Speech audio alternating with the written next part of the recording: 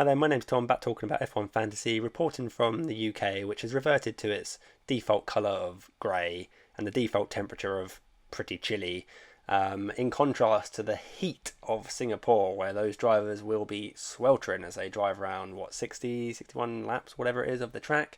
So it's going to be an arduous task, especially for poor old Alex Albon, who's only just come back after his surgery complication, so I hope he gets through the race okay, as well as everyone else. But anyway, it's going to be a tough race. Lots of corners, lots of laps, the heat. We saw like Pierre Gasly's car literally on fire during FP2. We've had quite a few reliability issues, particularly with the big teams, which is why it's a bit of a question mark for me about who to pick exactly. Bearing in mind I've only got one substitution left. We saw Perez not get out the garage for a large part of FP2. We saw Verstappen barely get out at all in FP2. We saw Leclerc in both FP1 and FP2 having brake issues, so he barely got out the pits until sort of the second part of the practice session. Didn't put through enough laps for me to have a good opinion on him, unfortunately. So yeah, both the big two teams going into this weekend, Ferrari and Red Bull, have just not quite had the laps. Perez has had a few laps in FP2, but not quite lived up to the expectations that you'd hope for if you're going for Perez and Red Bull in your team, like as you can see on your screen I have at the moment. And then you've got the Mercedes boys, who are just consistently doing well. And I thought the Mercedes would do well this weekend, but they're doing really well. And I think if we throw over to the times from FP1 and FP2, we can see that George Russell, for example, was P5, P3. Now in FP2, both I was watching FP2, and both Hamilton and Russell both hit purple sectors in Sector 1, and then hit some traffic, and then they just, they kind of aborted the lap, or at least didn't have a representative actual final ideal lap. Now, when you put the actual ideal sectors together, Mercedes come out in second place behind the Ferraris in FP2. That might be because, like I said, the Red Bulls didn't really have much of a run-in, but it does give me a big pause for thought about picking Red Bull or Mercedes going into this race. And you could even argue Ferrari. For me personally, I will not be going for a Ferrari because, like I say, I've got one substitution left, and I could quite easily go Red Bull down to Ferrari and then have a team like this, but I just don't trust the Ferraris enough. I'm kind of all in already with Leclerc going to be the turbo driver with the on the race streak and everything. I don't want to like triple down on Ferrari. So for me, it's definitely between Mercedes and Red Bull. And before the practice sessions, I was like, yeah, Red Bull, easy. They're on a race streak. They got Verstappen. Why think any differently? And maybe I am trying to be a bit too clever by considering Mercedes, but they are on the double streak. They've got the quali and the race streak. The quali streak is quite easy to hit, so there should be a nice easy 5 points, which in the grand scheme of things is pretty insignificant, but it's nice. And then you've also got both teams on the race streak. Ferrari, as long as they do well in this race, will be on a double streak going into Japan the following weekend. So that is an argument, I guess, for you guys that want to put Ferrari as constructor to enable you to afford some of the more expensive drivers. Maybe you want to squeeze Verstappen into your team. But for me personally, with only one substitution left as well, it is between Red Bull and Mercedes for me. I'm quite happy with the rest of my team. Stroll's look quite strong. Again, if we throw it back to the spreadsheet again. Stroll, P10 here, P8 there, and bearing in mind Stroll and the Aston Martin doesn't qualify particularly well, this looks quite decent. I'm quite happy to have him as my budget enabler. The Alpines have looked very strong indeed. So I'm more than happy to have either Ocon or Alonso. You can see I've got Ocon at the moment because of budgetary reasons why I brought him in, and I'm absolutely happy to go with Ocon over Alonso. I could go either way on either, and they both look kind of very evenly matched, and yeah, fine, I'm happy to stick with Ocon. And therefore the only real place I want to potentially switch up with my one substitution is, do I want to keep Red Bull or do I want to go Mercedes? So again, let's have a quick look at what's going on. So like I say, strong performances from the Ferrari boys, especially in FP2, even though Leclerc didn't get quite as much running, only 13 laps got put in. Both Sainz and Leclerc looking strong as a 1-2 for Ferrari. Max Verstappen, like I said already, he's only put 7 laps in an FP2, so yeah, really lack of concern. We also had a bit of reliability issues with Perez's car. Perez, when he did get out, he managed to put in almost twice as many laps as Verstappen, but still only came out in P9. So there is a big concern for me about Red Bull. However, we are talking about Red Bull, and Red Bull had that knack, that ability to just put it together when it counts. And yeah, they might be a bit iffy during the practice sessions, and we've seen them being a bit iffy in the past. But then they come good, particularly Max Verstappen. So I guess I'm kind of weighing up Mercedes being on the double streak as opposed to just the race streak. And then also the fact, you got Max Verstappen, who I anticipate will still probably finish first or second because he just does that every single race. Plus the downside of having Perez in your team, which although I call it a downside, it's not really a downside. He's just not quite performing as well as he should be. He's still doing fine. Still doing absolutely fine, and I'm still happy to have Red Bull as a constructor. But it does drag down the appeal of having Red Bull as constructor when you've got Lewis Hamilton and George Russell, who are just so reliable, and particularly Lewis Hamilton round Singapore looks so fast, and he's got a good track record here. 4 wins, I believe, he's had in the past, so he definitely knows how to win round here. Everyone's been banging on about, will Lewis Hamilton finally have a season where he doesn't win a race? Well, if he's going to win a race, this looks like could be one that he actually has a chance in. I might be getting ahead of myself, might be getting a bit over the top excited about going a bit differential.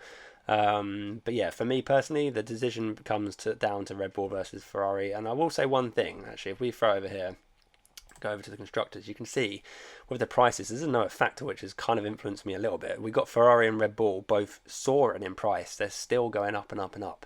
Red Bull have now hit the 3 million mark of an increase since Monza. And they're still going up. So I think they're going to continue to go up a little bit more at the very least past this deadline. And if you don't have them in your team, if you don't have one of the Ferrari or Red Bulls in your team past the deadline, you're then effectively going to be losing budget. And why is it just refreshed? That's really annoying. Now I've got an advert and everything. Right. Then, yeah, like I say, if I was going to go with the Mercedes, you can see they're on the minus 5 over the last 12 hours. So they're dropping like slowly, but the dropping isn't necessarily the issue. It's the fact that you're going to get left behind by the Ferrari and Red Bull, who the budget is going to get pushed up and up and up and kind of maybe a bit more out of range. I mean, it probably won't be that much of an issue, bearing in mind it's only a week until the next race in Japan, but it is something to consider. Where if you're going to go a bit different, like myself, I'm considering Mercedes. I'm not saying I'm going for them at the moment. I need to see FP3, and bearing in mind there also might be a bunch of rain and thunderstorms, God knows what else, which could throw a whole different look on what's going on over the weekend. But it's something to consider that Mercedes are not going up in price, whereas Ferrari and Red Bull are, and you might get a little bit left behind in that respect. And also, if I do go Mercedes, this will be the team. Like, let's put them in there. Nice little shade of green in there. The team looks good. I would say this team looks good, but there is that void of Verstappen, and I have that kind of FOMO. Like, there's no Max Verstappen, and I have that FOMO that, for those of you who don't know, fear of missing out. I have the fear of not owning Max Verstappen if I go with a team like this, and he's won the last 5 races in a row, and to not even have any coverage of him in my team seems potentially just stupid. But is that just me being FOMO and not being realistic about what's right in front of me and what I expect? Mercedes as the Hamilton and Russell package to outscore the Verstappen and Perez package, who I consider is kind of weighing the Red Bulls down a little bit. It's a very tight one. It's a very, very, very tight call for me, actually, a lot tighter than I was expecting. I was thinking just Red Bull easy. But for me personally, I am actually heavily considering the Mercedes. I'd be very interested to know if I am actually out of my mind, or if you guys are just like, yeah, Red Bull easy, or even Ferrari. But like I say, I've only got one substitution left, so I could just leave it as it is, stay at Red Bull, and that's probably the kind of the safe option. But yeah, Mercedes are definitely a temptation. I'll be paying a close attention to FP3, although I think FP2 is definitely quite representative, because it's going to be, their quality simulations are going to be roughly the same time of day on the Saturday that they do their qualifying. It all depends, obviously, if there's rain. If there's rain, then it all goes out the window a little bit. But then again, if there's rain, I kind of trust Russell and Hamilton a bit more than Perez. I mean, I trust Verstappen for sure on the rain, but Perez, don't know, just there's something about Perez recently. His form's just dipped a little bit, and it's making me a bit nervous. He says that he's got Perez in his team and also a Red Bull constructor. But yeah, so that's me personally. What about you guys who are on a bit of a budget? So if you are on a budget, and when I say a budget, I mean I'm almost on 115 million at this point. So if you're on like sub 110, maybe even down to 105 or in that sort of vicinity, then we need to shave off probably 8, 9 or 10 million from my current team at the moment. And the way you could do that is definitely drop off Red Bull and go Ferrari. Like I said, the Ferraris do definitely look strong. It concerns me about their reliability, their strategy, etc., etc. But I do think that as a constructor this weekend, the Ferraris definitely do look strong. So if you're brave enough, then I think a way to save some budget is for sure to cut down towards the Ferrari as a constructor. I think that's a great way of doing it. And like I say, they could be in a double streak next week, so you might not get the streak this week, but then you're set up quite nicely going into the Grand Prix in Japan. Another way, if you don't trust Ferraris and you want to get that streak on Red Bull or even Mercedes, then you're going to have to cut down one of your drivers, obviously. I wouldn't cut down an Alpine driver. If you've got Alonso or if you've got Ocon, I wouldn't cut them down just because they look so good. Like, for the fourth best team on the track, like, they look very competitive, I would say. And they've also got this upgrade. I think they've got some sort of new floor or something. I don't know the technical details of it, but I know they've bought an upgrade, an aero upgrade, I believe, to Singapore. So I anticipate the Alpines to be very strong, relatively speaking. So if you're on a budget, I would definitely not touch the Alpines. You could even argue, and like if you're worried like me about Perez potentially, you could even cut Perez and double up on the Alpines, because I think they're potentially that good as a budget, sort of mid-budget option, that you might want to go with a team kind of like this. And then you kind of, I quite like the look at this, just because I do think Alpines look strong. If you didn't want to do that, then you could also probably cut down Stroll to one of the ultra budgets down here at 6.1. Magnussen's kind of okay, then they're nothing exciting. This isn't really much of a budget team, really. This costs you still about 111, so you probably would have to cut down someone like Perez regardless. I wouldn't touch the McLarens. Norris has quite happily filled that kind of slightly budget option over the likes of Perez or Sainz across the season, but the McLarens just don't look good. Again, if we throw it back, we see where Norris is. Norris is P11 in FP2 and all the way down. I don't know what happened in FP1, but he's P19. And if we know one thing, it's that Lando Norris is very consistent. So I'd anticipate Lando Norris probably struggling to get into Q3 when it comes to qualifying tomorrow, unless something, a big setup change or something dramatic happens overnight. So I wouldn't touch the McLarens as part of the budget option. Like I say, the Alpines are probably that best go-to to drop down, something like that.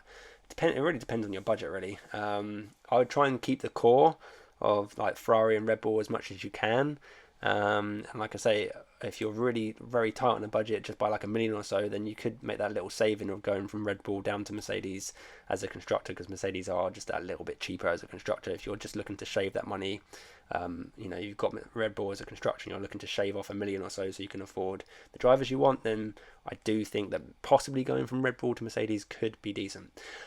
As for the turbo driver, for me personally, I'm going to brave it out of Leclerc.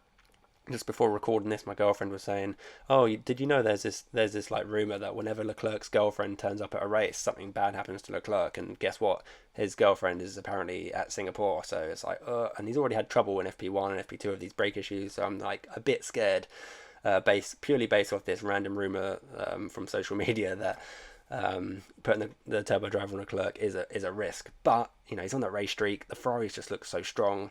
Surely it's worth the risk if you've got the capability. If you've already got him as a turbo driver, I'd urge you to leave it on there, even though I'm a bit scared now. If you don't have Leclerc as a turbo driver, or he's over 20 million now, so you've not already got him locked in as a turbo driver, you can't add him as a turbo driver. Therefore, you would be locked in with someone else under 20 million. And my pick for any of those would be Carlos Sainz. I think Carlos Sainz is under 20 million is the best pick. Ferrari just looks strong. Sainz look pretty decent. He's topped in FP2, topped the times in FP2, and it just makes sense for me to have him in there as turbo driver. Past that, maybe Sergio Perez, but I've already talked about Perez and not looking that great. So yeah, but that's my thoughts at the moment. Obviously, we've got FP3 still to come on the Saturday. And yeah, so who knows? Like I said, my decision comes down to: do I want Mercedes? Do I want Red Bull? Am I just trying to be a little bit different for the sake of being a little bit different, or are Mercedes generally the better option this weekend over Red Bull? But don't know. Mercedes, that reliability, that double streak, the Hamilton history around this track, it's tempting. So yeah, thanks very much for watching. Hope you've enjoyed it. Hope you come to a good conclusion about your team, and happy with your team when you seal the deal come the deadline. And good luck to all of you this weekend, and I'll see you again next week for some build up to the Japanese Grand Prix. We haven't been there for a little while, so that'll be exciting as well. So thanks very much for watching, and I'll catch you soon. Bye.